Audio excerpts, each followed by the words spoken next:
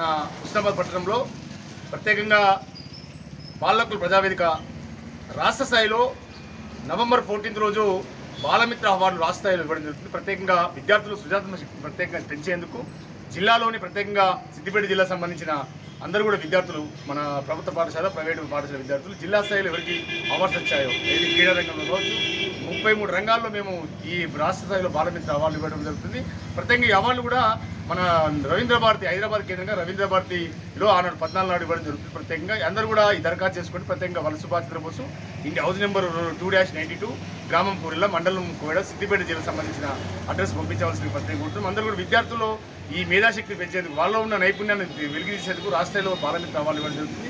అందరూ క్రీడా రంగంలో కావచ్చు, తర్వాత మన స్పోర్ట్స్ సంబంధించి మన కబడ్డీ కావచ్చు, వాలీబాల్ కావచ్చు, దీనిలో మెరిట్ ఆధారంగా అన్ని మెరిట్ సర్టిఫికేట్ ఆధారంగా మేము ఈ రాష్ట్ర స్థాయిలో బాలమిత్ర అవార్డు అందరూ కూడా విద్యార్థులందరూ కూడా ఈ యొక్క అవకాశాన్ని సద్వినియోగం చేసుకోవాలి. ప్రత్యేకంగా విద్యార్థులందరికీ శుభాశీస్సులు తెలియజేస్తున్నాను.